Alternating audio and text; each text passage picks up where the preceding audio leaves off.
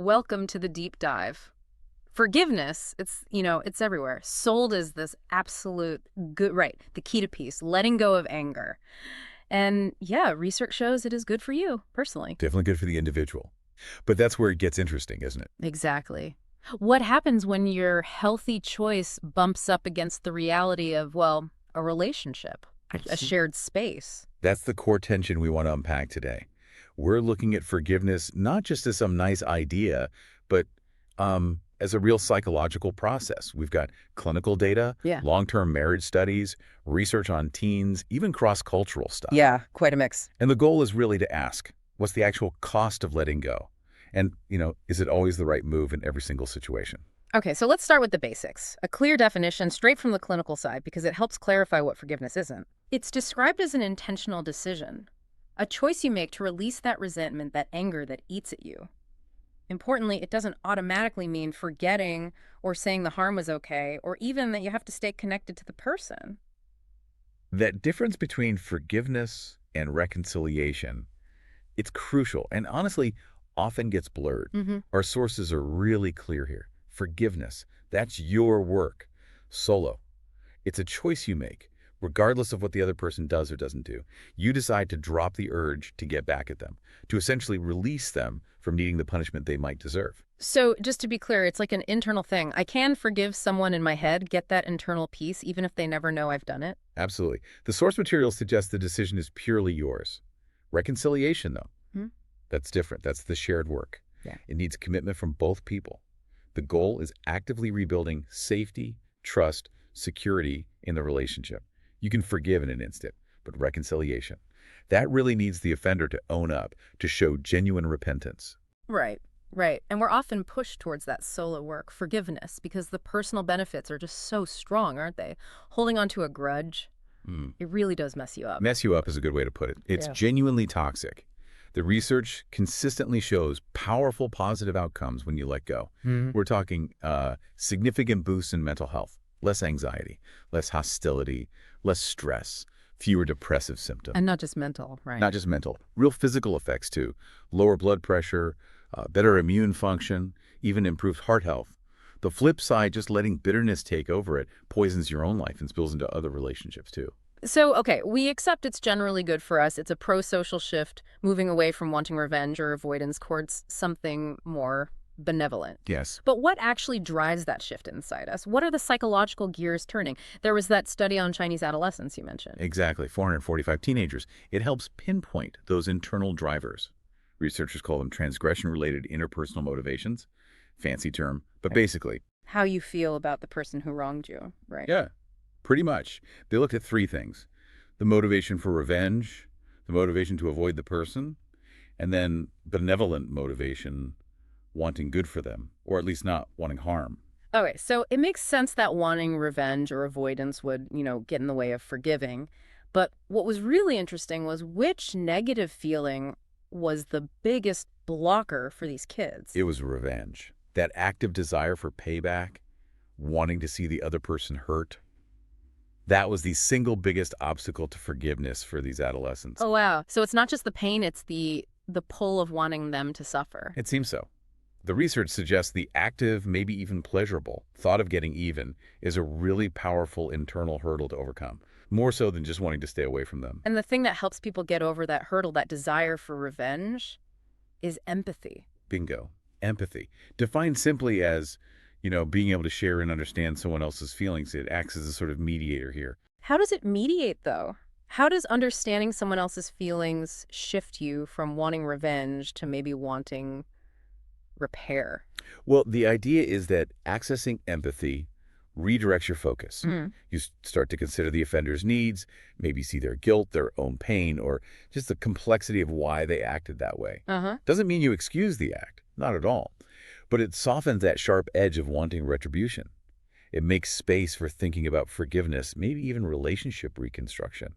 It shifts the internal dialogue from they must pay towards something like, okay, I can see their side, or I understand their struggle. That's a crucial distinction. Empathy is an agreement. It's understanding the actor, not the action. Precisely. And one quick interesting detail from that study.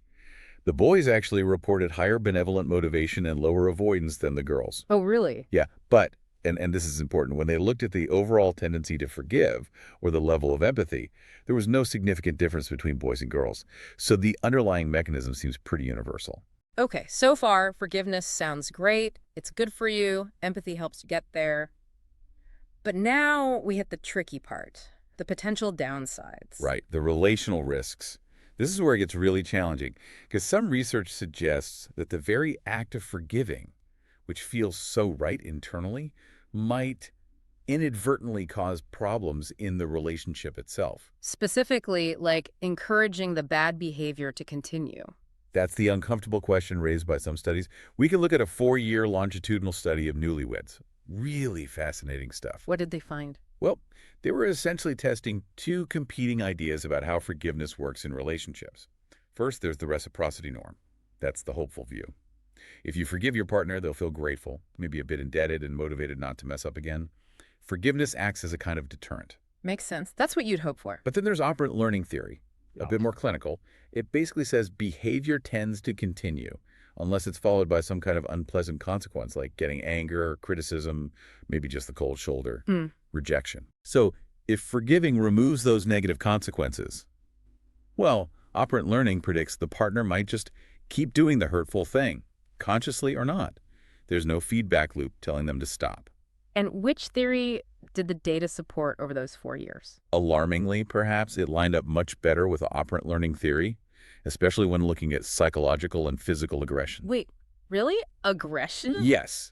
Spouses who reported being less forgiving towards their partner's aggression actually saw those aggressive behaviors decrease significantly over the 4 years. Whoa. Less forgiving led to less aggression. That feels completely backwards. It does, doesn't it? Yeah.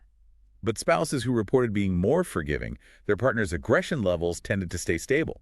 They didn't decrease. Okay, hold on. Did they check if maybe the less forgiving couples were just miserable and breaking up? Or maybe the less forgiving people were just in less aggressive relationships to begin with? Good questions. They actually controlled for that. The findings held up even when accounting for initial aggression levels, overall marital satisfaction, and even personality stuff like neuroticism. Wow.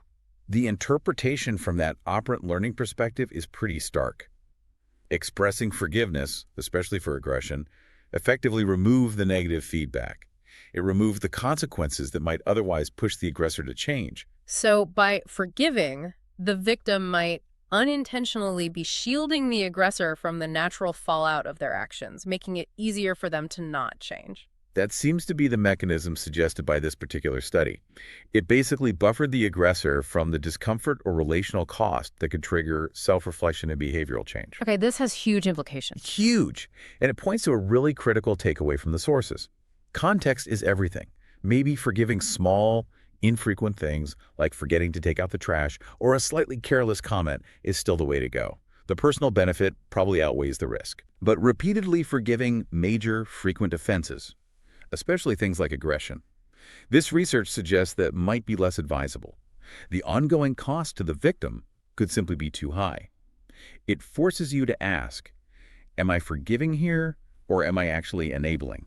That shifts forgiveness from just a moral virtue to, well, almost a strategic calculation in a relationship. Okay, let's zoom out again.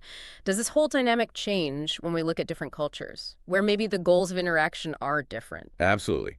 Let's compare, say, Western cultures, think U.S., Western Europe, what researchers sometimes call WEH, Western European Heritage, Right. and East Asian Heritage cultures, specifically Japan or EAH.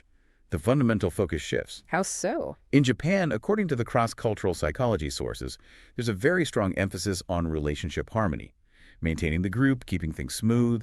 Relationships are often seen as more obligatory, less easily dissolved. There's lower relational mobility, as they call it. You work with the situation. Whereas in the U.S., it's often more about the individual. Generally, yes. The focus tends to be more on the self. How do I feel? How can I get free from negative thoughts? It's about self-enhancement, emotional freedom, often the freedom to walk away if needed. And does that change what forgiveness itself looks like? It seems to. The American prototype often prioritizes emotional forgiveness. That internal shift, transforming negative feelings into positive ones. You need to feel better, feel differently, to consider it true forgiveness. Okay. And the Japanese prototype? It leans more towards decisional forgiveness, This is about the behavioral intention deciding to stop avoiding the person, deciding not to retaliate. It's often linked to what's called an adjustment motive, changing yourself or your reaction to fit the situation, maybe overlooking the incident, all to preserve that crucial group harmony. So in the West, we might sometimes call just deciding not to retaliate without the emotional shift, maybe hollow forgiveness, like it's not the real deal. Exactly. And that label, hollow forgiveness, might be completely misplaced in an East Asian context. Because if the highest cultural value in that context is maintaining harmony, and if emotional control is prized, precisely because expressing raw negative emotion could disrupt that harmony. Then the decision to act forgivingly, to stop the conflict cycle behaviorally, is the most important part. Precisely. It's the ultimate act supporting social cohesion in that framework.